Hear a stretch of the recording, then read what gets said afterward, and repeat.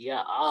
So basically, when I got to that point, definitely you get to that point, and the point of I just think I should just give up here and stop expecting. That moment you have to check your mail almost 10 times. Is it 10 times? Multiple times a day. You scroll your mail, you refresh. You'll be all these ones. Get out of here. I'm not looking for you. You Your understand? meal. you know, so at that point you are like, oof, what should I do? Should I just relax? And then I was advised, okay, don't worry, you apply again next year. And this time you do that more strategically.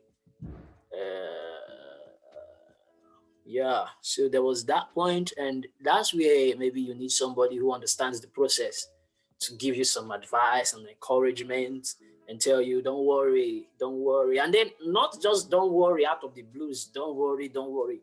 I'm giving you a don't worry and giving you a reason why you should not worry. Yeah.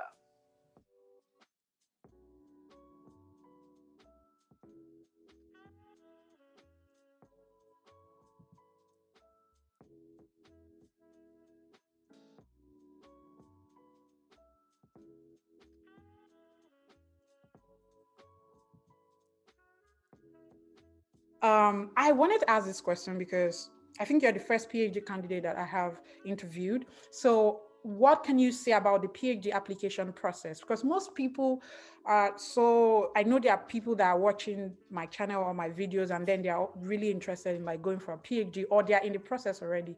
What is it like? What are the things needed? What do you need to submit and all of those things? Is it like, I know you need the GRE thing, but what are the other things that a PhD applicant has to have or do during the application process?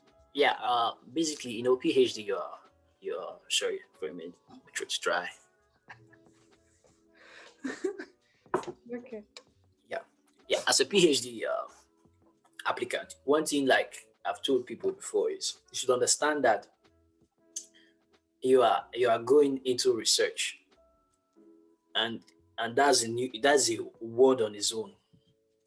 So you should be able to some degree prove that one, you you'll be ready to learn, and two, you are ready to give your time, and three, maybe you have some degree of research experience. You know, it's almost, I believe PhD application is you're applying for a job. PhD is a job. Doing a PhD is a job. So you're applying for that. You have to tell them that look at what you have done before. Look at the path that you have followed, and then this is what I can offer. And then I I am great at learning. Just in PhD, you will learn and you will tire because you have to. You could be told to do something and finish it up before tomorrow using something you have never seen in your life before. So before you could try that, you have to go and learn it. So you have to prove to them that you are someone that you are good at learning things fast. And then one way to do this, you could show previous softwares or languages that maybe you code with or you have used, and then that would tell them that, oh, this one has a high learning index. And also, if you have good publications, if you have done publications, and this is where I would tell people, learn how to sell your undergraduate project.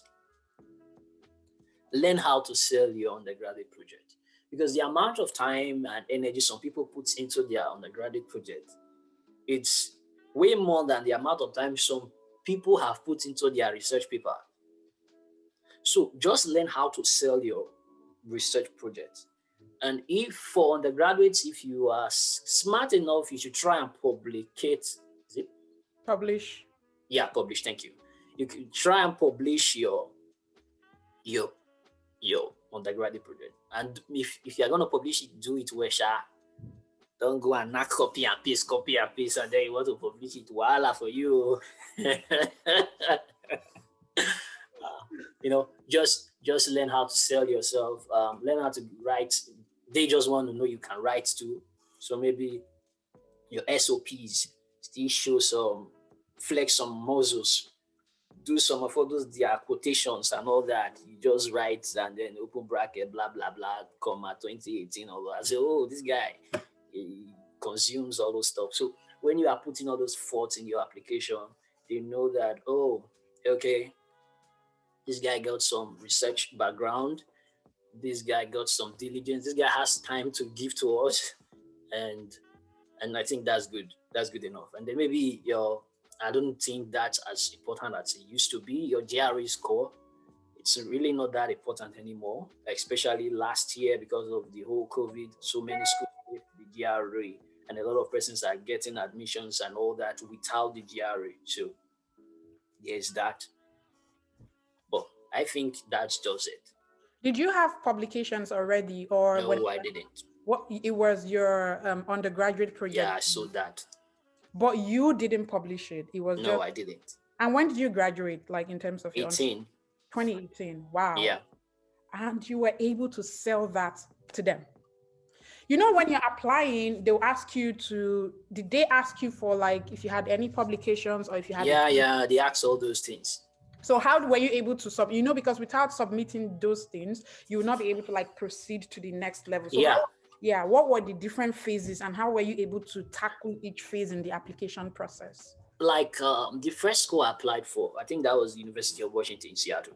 I didn't put anything. I was just this, I was like, okay, let me just apply. When they ask all those things, I'll leave it blank. You know, they will tell you that it's not compulsory for you to submit it, you get. And so I left those things blank and just applied like that.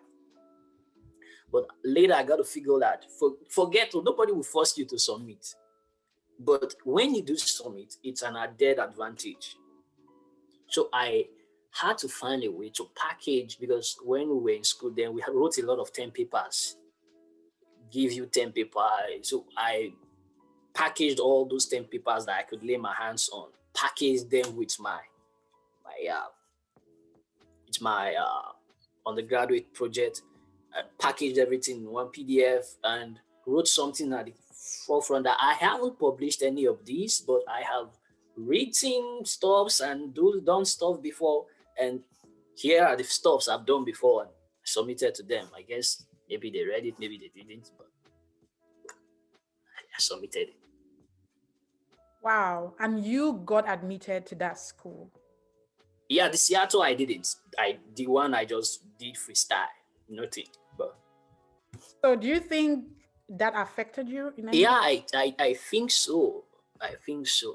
Because I already had a prof from the school who gave me a positive feedback before the application. And so I was actually positive about the school, but I guess my own freestyle, yeah. So how did you also do the application for UAB? Was it the same approach, or was there anything? If it was the same approach, but then you got admitted, so UAB, I also did interviews. I made some professors, and then I interviewed. No, was that before you applied to UAB or after? No, after. UAB was after the application. Yes, I'm asking, during the application, were you asked to submit anything of the sort? And when you submitted, was it the same thing you submitted to the Seattle University that, was it that formatted, that thing that you just put everything? Yes, I just had the format and then I used after that. It was like general stuff. Whatever I used, combine all of your past 10 papers, projects, and then research, and you just had like, the cover page stating that they weren't published, but these are proof of the work you've done before, and your name and everything, and all together in one PDF, and you attach that to your work. Absolutely. Yeah, I did that. So one question I also wanted to ask was, you mentioned that for the Seattle school, which is the University of Washington, Seattle, right? That you had contacted a supervisor or a professor. Yeah, prof, yeah. Yeah, and you had like a feedback. Was that the same thing you did to all the other universities you applied? Yeah, any school I did apply to, I made sure I mailed as many professors are in my line as possible. Let them know that I'm available and I would like to work with them. So some of them replied. Actually, I think that was what even limited my entire application process. I had a lot of schools I wanted to apply for. A lot of schools. Like I was really, really, this those ambitious schools and all that. But by the time I push my mail and there is no feedback, I tell myself, guy, be smart about this school or more. No show. You know, understand? So when there's a positive feedback, I was like, okay, tick, you understand? There's hope in this direction. So that was one of the things that limited my application. So I didn't just push out my applications out there. We are advised by the Education USA to mail first, send your mails first, so that you know what is available. So when I mailed them, and then whenever I get a positive feedback, that automatically means apply. So what When was the content of the mail that you sent out to these professors? Yeah, Was it- I basically send a CV, uh, my undergraduate transcript, and my research interest, my availability, my desire to want to interview with them. So putting all of those stuff in my mail, push it out there. So So dear sir, my name is Godwin Ahime. yeah. And I hold a bachelor's or in civil engineering. Yeah, Can you share a template of that, like that email sent in case somebody is interested, you know, I, I would check. I'll it check for mustn't be it. now, but like Okay, when you're sending the photos for the other, like yeah, the transcript yeah, and everything, you can yeah. just I will. remove, cover, clean off any names or anything. We just want to see like a format that people can actually use if they are also interested in doing that, because I believe Okay, I that's will check for definitely that. going to be helpful.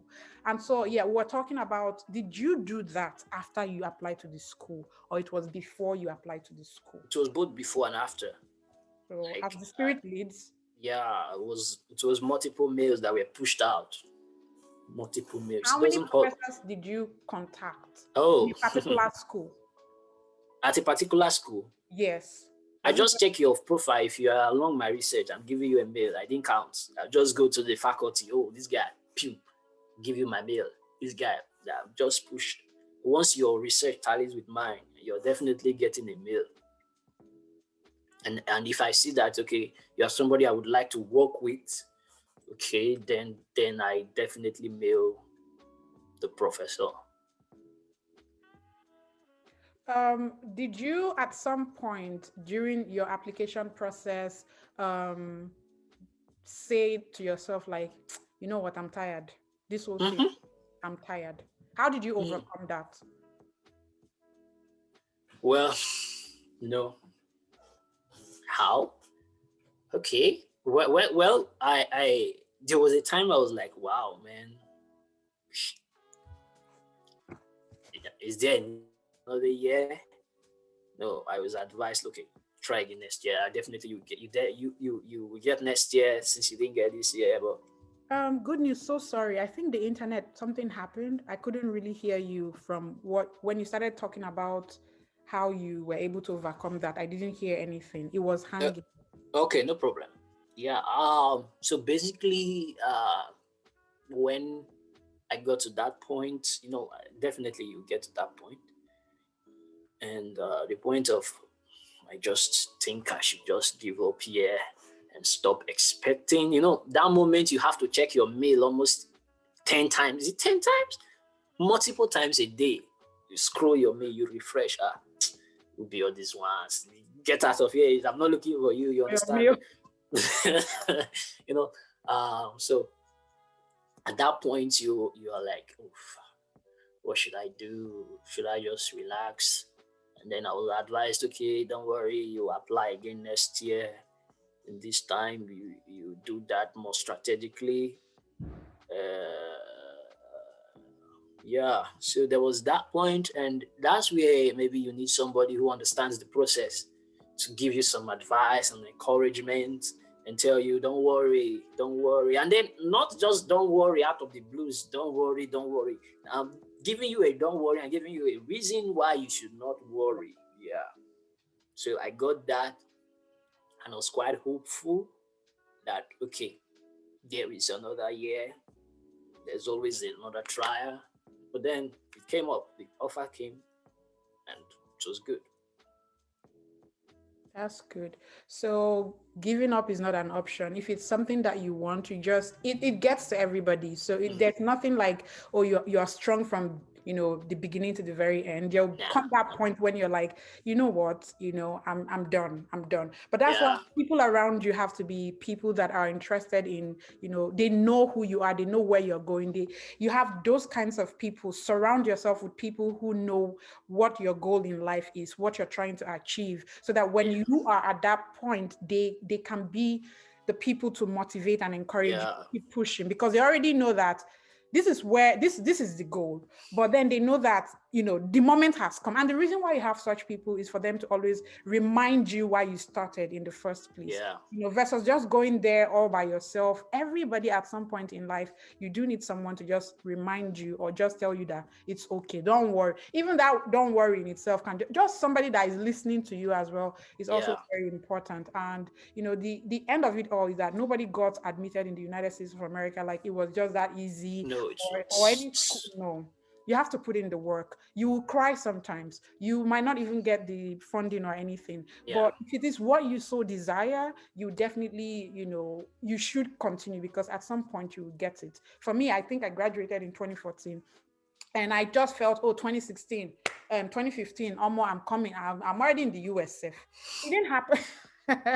It was 4 years after that I did come to the US. But did I give up? I kept applying and I kept doing the things that I needed to do. What did I do right? What did I do wrong? I was building myself and learning, on the job, because it's a job, to be honest. Yeah. And that is what you need to understand, that it's never easy. When you see people like Good News coming here to discuss it now, it's looking like, this boy is wearing face cap, he's doing fine. But in Alayu, there were times when it wasn't like that. He wasn't even thinking about face cap or anything like that. So I really appreciate you talking about this, especially to people who are into research and who want to even further. Like, I'm not coming for masters, I'm just coming for PhD. This would definitely help them. Another thing I wanted you to talk about is the interviews. Like, when you send out those emails to professors requesting for, please, if you don't mind having an interview session with me, what when that happened, when they replied with the positive feedback about having that interview session with you, what was the interview like? What was the questions they asked you? How did that happen? How long was that interview session? What really happens when you're having that interview session with a potential supervisor? Okay. So practically, they want to know your research interest, and they want to know why you mailed them. So they want to know why you want to choose them. Hmm. Why, like, they're asking you why me, like why me, you Why me? understand? So, and then, yeah, you have to answer. You have to know why you are going for this research interest also, and then you have to know why you pick them. It will help if you read their papers. Just have one or two of their papers. Maybe if you are going for an interview, just have it by their side, by your side. Just read their papers, write a summary. So maybe when they ask you why me, you just people say, when I consume so and so material, I saw so, and I was like, wow, so and so is what I'm gonna do. Those kind of stuff, and then they ask you about your future goals. Yeah, what do you want to do in the long run, and how do you think this would help you get that? So they just want to see you. They want to see, okay, is this a person I would like to work with? It's a simple interview in the sense that it's just like they are just trying to look out for somebody they can work with. So they are looking for somebody that they can work with, someone that, like I earlier said, someone that is easy to learn, that is willing to learn. That's why you have to drop all those your portfolios. As much as you have to bring forth, Nigerians were really very humble people. We say stuff like, I graduated well by the grace of God, stuff like that. So you know you have to buttress the fact that in my Right. class there were so and so persons, and despite the challenges we had in our class, despite the complexities of our coursework and all that, I was able to scale through. Sell yourself. You learn to, let me use Igbo as a learn to market yourself, because All the quite important. very important. Go Queen. Yeah, yeah.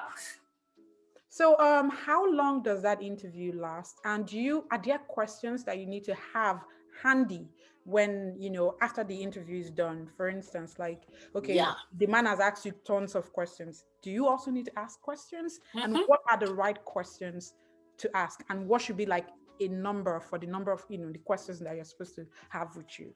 No, That's a lot of questions like for me. every normal interview, they will ask you, do you have any question for us? So that's where you ask, like, how's it gonna be? Like, what's the plan? How does it work? Like, how you could ask how long it takes to work on a particular research topic. You could ask.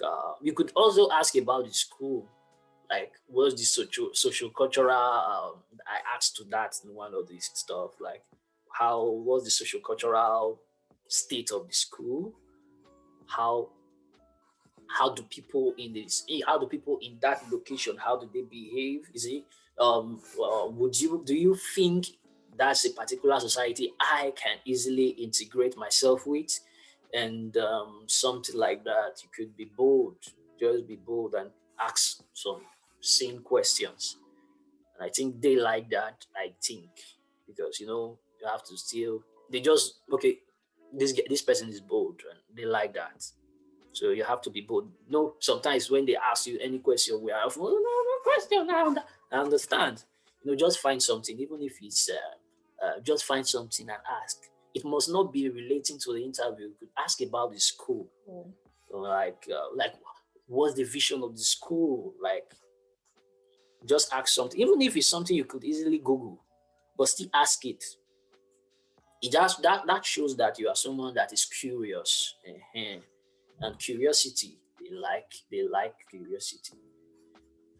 So, is there like a point where you can infer from everything that, oh, this is positive, is going well, or the professor himself or herself would definitely tell you outrightly that, go ahead and apply? Or how then do you know that?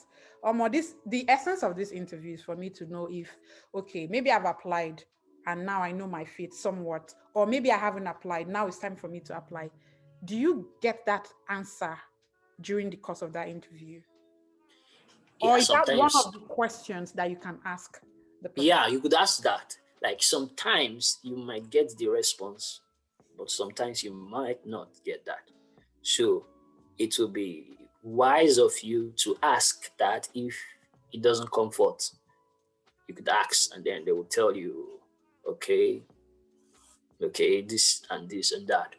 But oftentimes they will tell you, okay, just go ahead and apply. And sometimes they will tell you, okay, they will have to interview others. At this particular point now, they can't tell you they are going for you.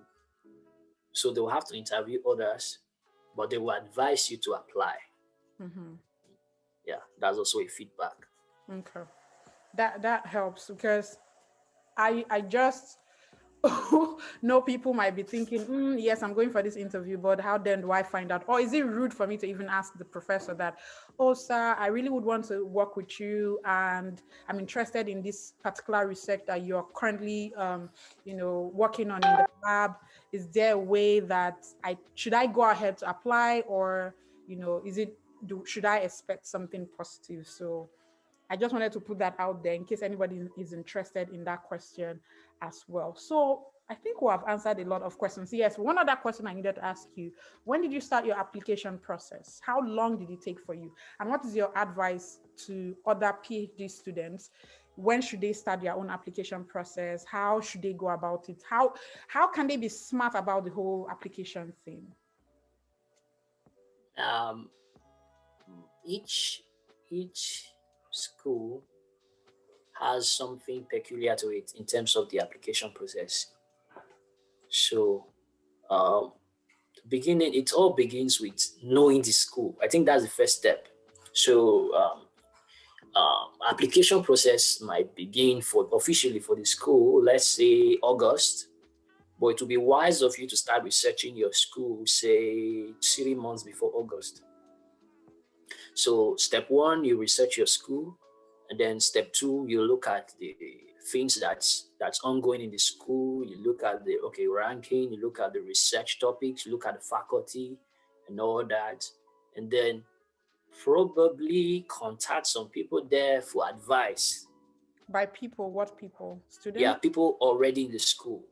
Yeah, so just probably contact them if that helps, and then you start thinking, okay, what would make my application competitive? Uh, um, what would make my application stand out?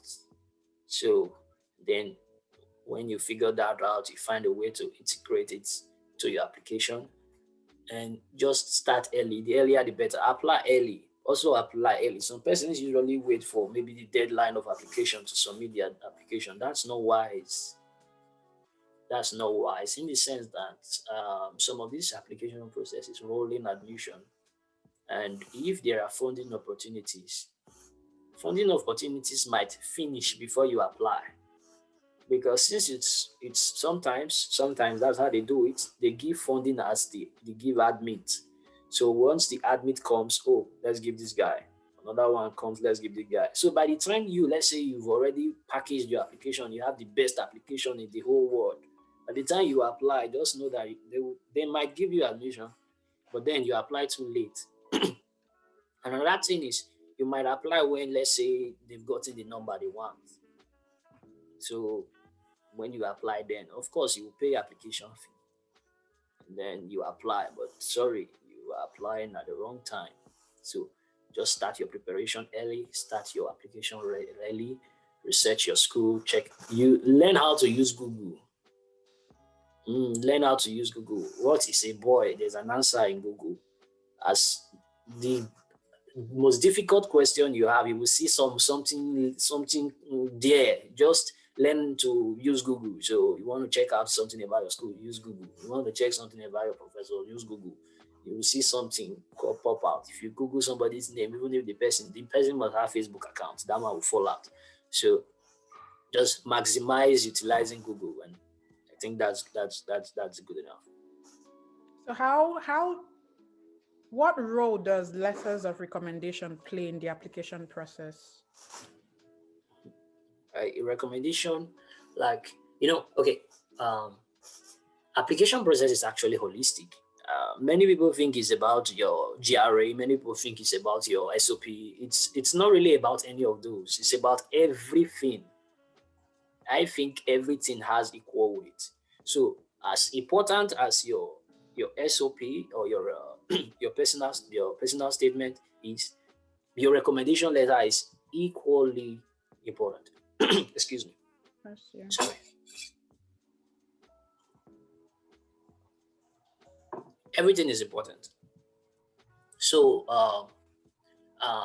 you have to make sure you keep your recommenders. You have to tell them, sir, ma, this thing is very important. Please write me good. Just write me truthful recommendations. Some people might be so busy. Okay, you need recommendation. Chike is a good boy. Oh. Please consider him for this thing. He's very good. That's a good recommendation, though, but it's not one that I think will be productive. So you should learn to tell your recommenders, please, this recommendation letter you are giving to this institution, it will be considered, and it has equal weight. Excuse me. It has equal weight as every other part of the application. So I need an impeccable recommendation letter. Just make sure they understand that you need something truthful. Just be truthful. So and it's actually very important for you to get a good recommendation, because it's very important. I believe it takes equal weight as all other parts of your application process, because your recommendation letter is actually something that's external to you. If there's anything that should testify of your personality and your ability that you have so buttressed in your CV, your SOP and all that, it's your recommendation letter. So if somebody is recommending you that, oh, this guy is good, and your CV says this guy is good, 2 or 3 witnesses confirms it. So it's very important. Thank you so much, Good News. I really enjoyed the whole process listening to you. And I think it's very different because you're the first PhD student I'm getting to interview. So I believe so many persons would learn a lot from this video. And I cannot think of another question that I haven't asked that would be useful. Is there any other question I should have asked that I didn't ask? I think we pretty much covered it. Yeah, I think so. Yeah, we pretty much answered a lot of questions today. But if you do have any other questions that we didn't answer, you can definitely drop them in the comments. And, if you want to reach out to Good News, how can people reach out to you?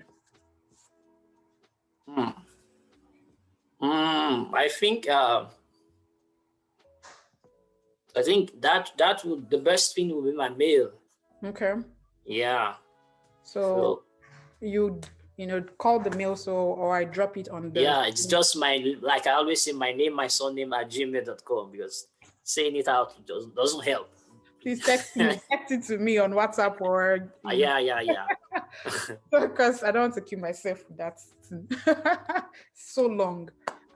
So yeah, if you have any questions for Good News, if you want to reach out to him personally, I'm going to drop his email on the screen so you can send him an email, or you can also ask directly in the comments and I'll send that to him and he can, give answers to that as well.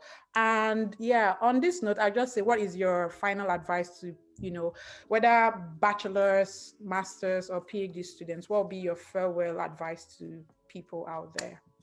Yeah, my advice is don't really give up on the process. No matter the rejections, don't give up. You understand? Rejections are bound to happen. The process is bound to be tough, but in all of this, don't give up. And no matter what, just keep pressing. Sooner or later, it will definitely click. I think perseverance is like the number one part of the entire process. Many people do not know. It's not like your jam or those exams that you write today and then come 2 weeks or something, they will tell you you've already been admitted to so and so university, or you already know by cutoff that you most likely will be admitted. No, this is not that. So this is one of those things that the process takes a year plus or something. It's usually it's a marathon. It's not a sprint. So don't just give up at any point in time. Just keep pressing, keep pushing, and it will click at the end. Thank you very much, Good News. Don't give up on the process. Good News 2021. So guys, even me, I'm learning. Don't give up on the process. Definitely it will click and be, happy you did not give up, and everything will just fall into place. But don't expect it to be easy. It's not going to be easy. Yeah. So thank you very much, Good News, for making out time to be here to respond to my questions and have this interview session with me. I really appreciate it. And I hope that someday again, maybe in the nearest